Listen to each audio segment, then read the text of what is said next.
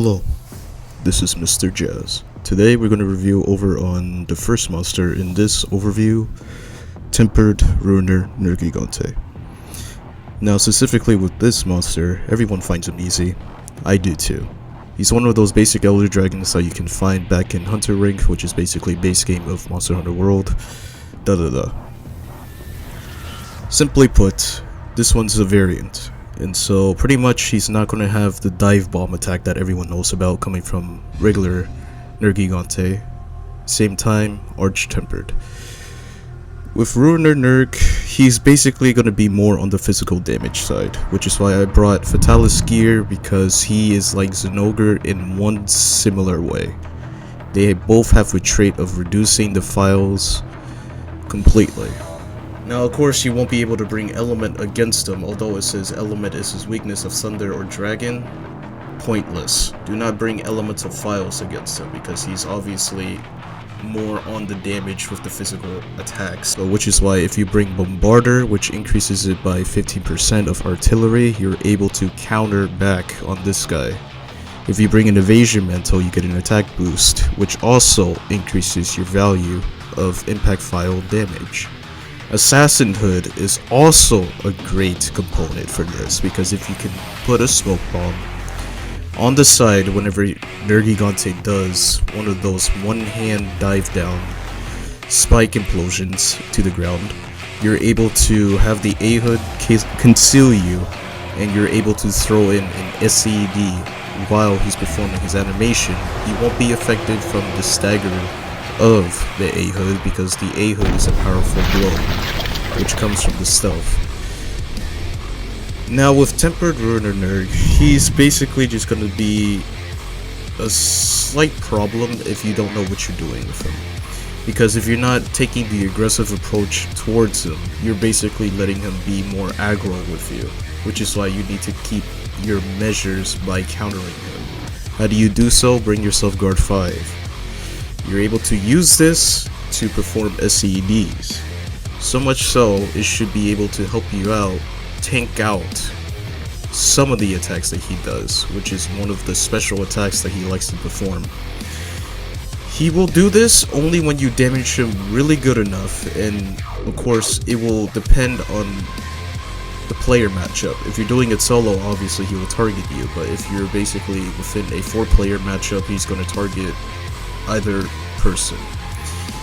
When you get to 30% of his health, this is where he goes on a rampage, and because of this little trigger that you performed on him, obviously he's going to be doing many things that you're basically going to be feeling overwhelmed about. All you need to do is keep it offensive, and you also need to keep it defensive at the same time, so hybrid in a way.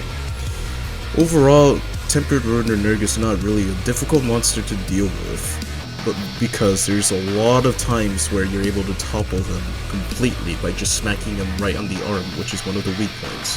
Just aim for his head, aim for his arms. Those two are pretty much those parts that you need to worry about, because he's not going to be too much of a problem unless you make it a problem. So yeah, we'll move on to the next monster on this overview, or the analysis.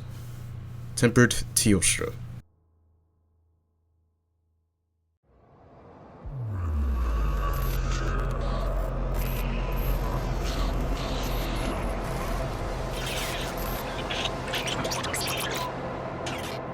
Next up on this analysis, we got Tempered Teostra. Why am I making a guide about him? Well, obviously, you need to know about it. I've seen way too many players cart to this guy. Now, of course, it can range from the newbies, who basically reach to MR 100, to the 999s. Because there are some certain factors that you need to know about for Teostra, so that you can avoid being bullied by this guy. With Teostra, I'm going to start this off. He's a slugger. What I mean by a slugger, that means that he's able to KO stun you pretty fast. Same goes with Silver Rathalos, and same goes with Gold Rathian. With Teostra here, all it takes is 2 blasts, and it will immediately stun your hunter if you do not have Fatalis gear. Because with Fatalis gear, the helmet is embedded with the stun resistance at maximum level, so that you can prevent stun from ever touching you. Now, of course, with Teostra, it's pretty simple. When you break his head once, he will flinch. The second break, topple. And then so much so, it will repeat in the cycle. Teostra here is basically that fire monster that you're able to bring water against, because that is his weakness. However, if you do know, water will cause another part from him that nobody knows about.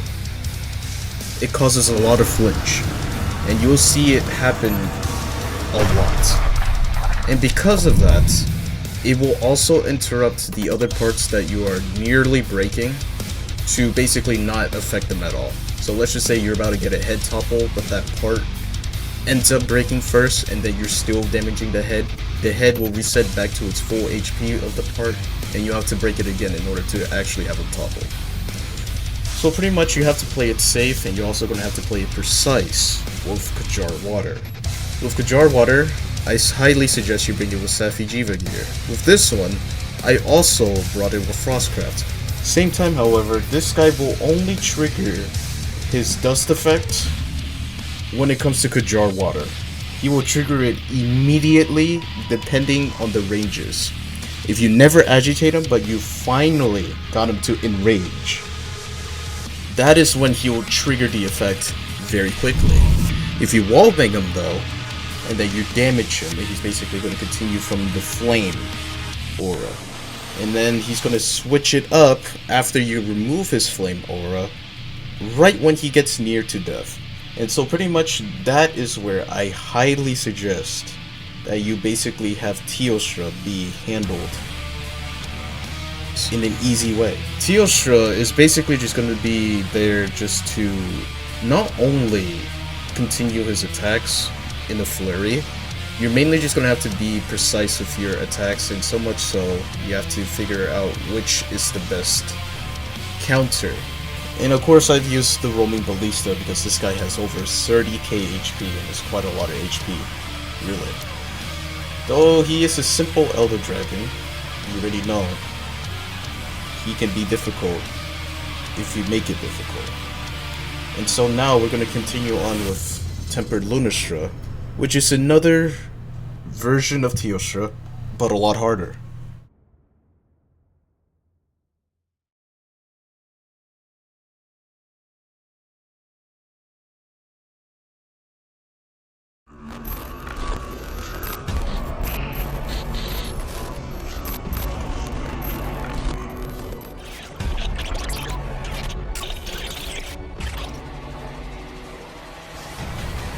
Third monster on this overview, or the analysis, Tempered Lunastra. She's one of my favorite monsters to fight against, coming from my own personal opinion. The reason being, she's one of those monsters like Diablos and Black Diablos to where the values of Kajar Ice is significantly high. And I also forgot to mention Coral Puki.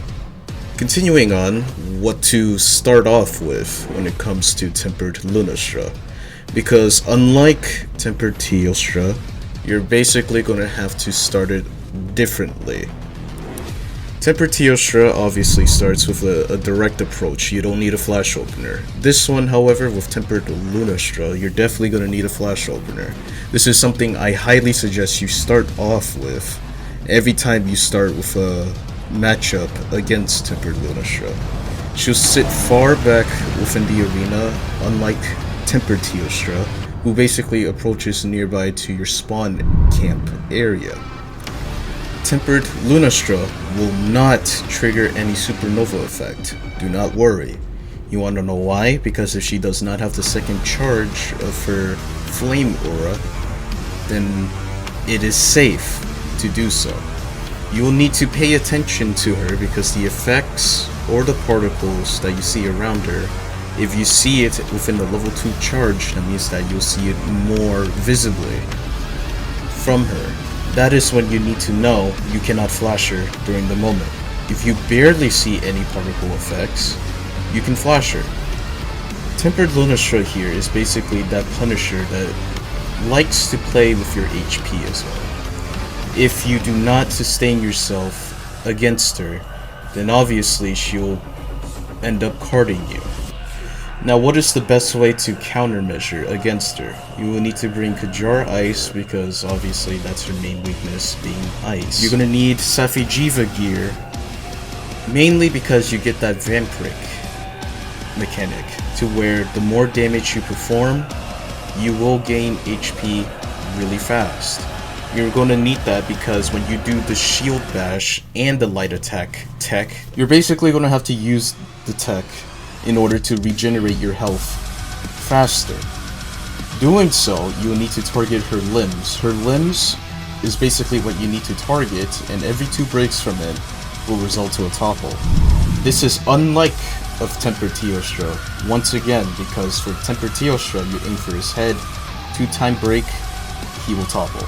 Lunastra only comes from her arms or legs, so you need to worry about that. She's the type of monster that has a lot of wind force used within her attacks, or any other animation she has. You're basically going to have to worry about this because specifically if you do heavy slash attacks or anything that basically requires of CD to do an animation of, you will ignore all of the wind force effects and you will still continue your animation. But do remember though, you need to play aggressive against her. You need to keep it controlled. You need to play it safe and at the same time know what attacks to throw your counters with SCED. And you'll need this with Guard 5 because she does a lot of multi-hits. This is the whole concept against her. And that's about it. We'll be moving on to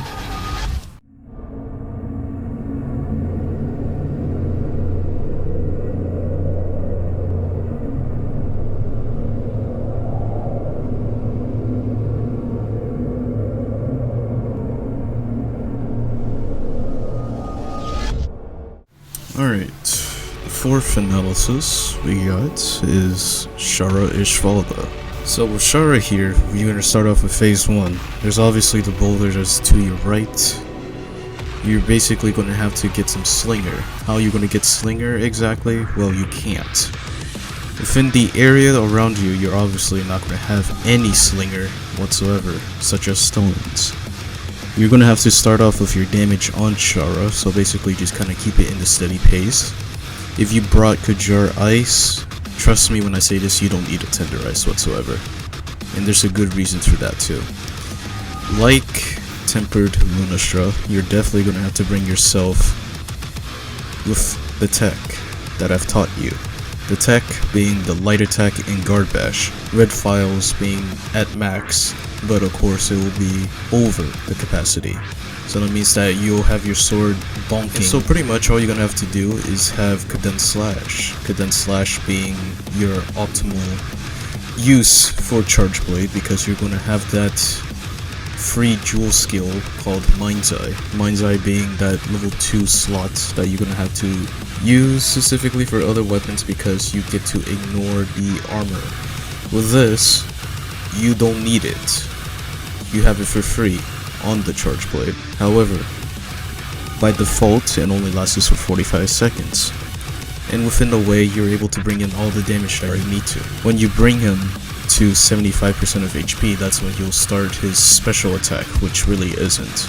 You can just throw in 3 SCDs in total. And of course, you have to observe the area whether he dropped any special pods on the floor, specifically the ones that glow red. With that, you're able to use that against Shara by grappling onto his face after you flinch him, or make sure that he faces the boulder where it has the exclamation mark. You're gonna have to use that boulder specifically because that's where you're able to do the majority of your damage from there. You're mainly gonna have to speedrun phase 1 because phase 1 is mainly a phase that you have to speedrun. Because within phase 2 into 3, that's when you have to really damage him out on your own. But there's more to that, obviously. You're able to get more slingers now, which is within each of the corners of the map. There's at least one up north where specifically if Shara is standing right in front of you, it will be right behind him. And that's where you're able to get it. And of course, you're able to have 3 boulders. They have replaced the big boulder from phase 1.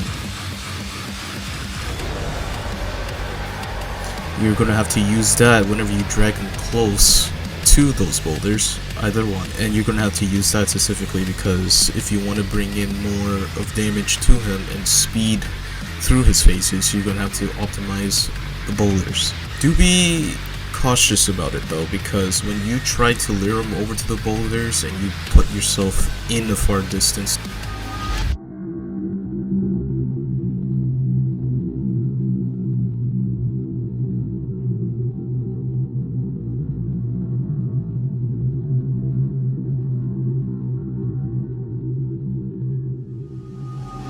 to where you're standing in front of it and he beams you, you're not going to have the advantage. The boulder is basically going to be destroyed by Shara, and the boulder, if it falls on you, it will affect your hunter, obviously. You'll keep moving onwards until you get to phase 3. Phase 3 being the difficult phase because he has quicksand all over the place. Now because of that, you're mainly going to have to use the Rocksteady mantle. Now of course with Rocksteady it doesn't last too long of a duration, so you gotta use it only for phase 3. I recommend this because phase 3 has a lot of stuff to it that basically can interrupt you in a sort of way, so you need to play it carefully. And Charge Blade is very good against Shara Ishvalda than all the other weapons because you have Kajar Ice, and Kajar Ice paired up with Safi, you're able to do more of ice damage by just doing it with SED. He's an overall tough monster to deal with, but as long as you're able to really throw in a lot of SEDs to aim for his arms, which is his weak points, you should be okay throughout. Now from here on will be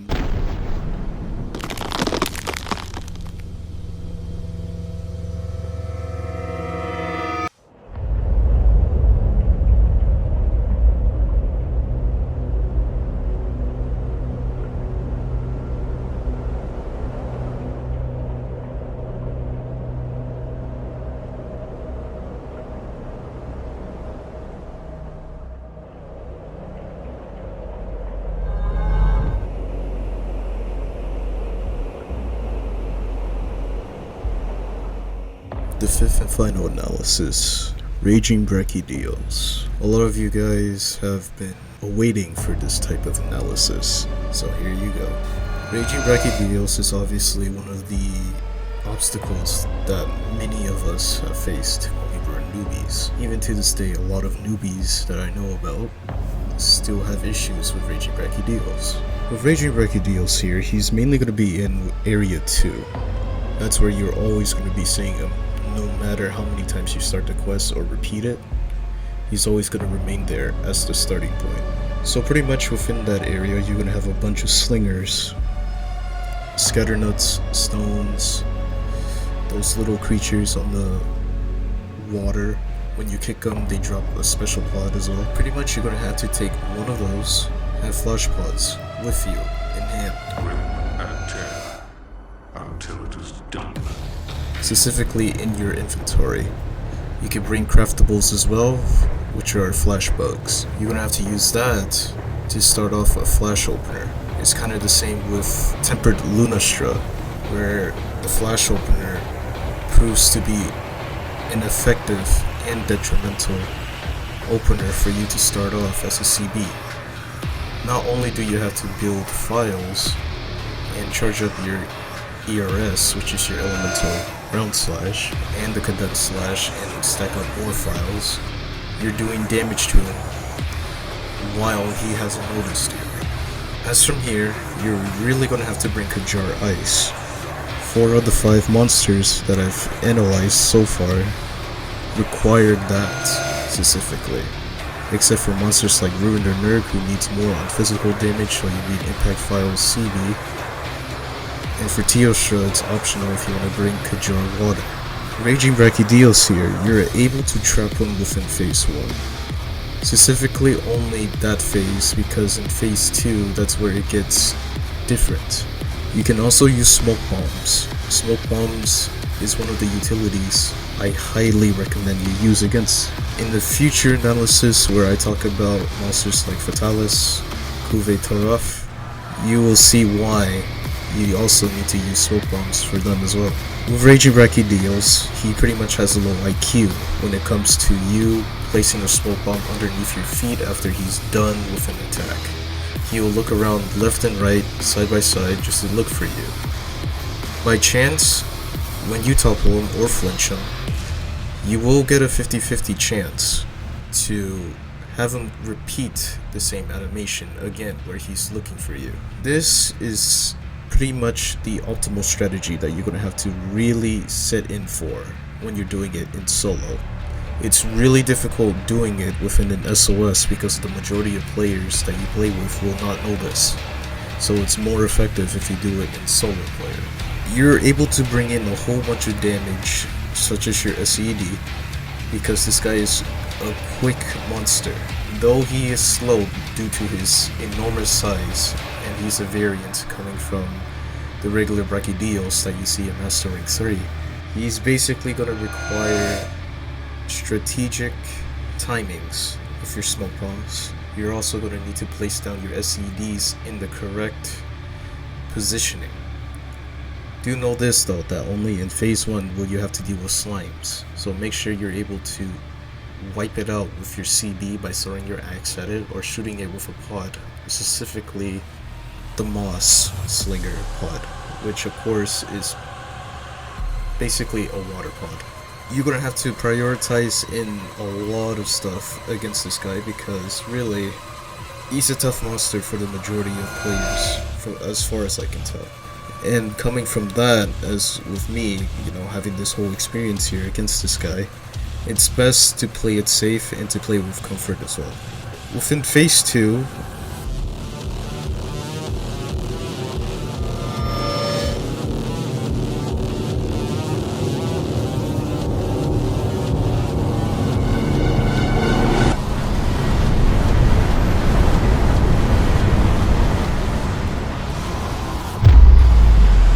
as soon as you step in, you won't be able to return. So if you can't return, that means that you can forecaster.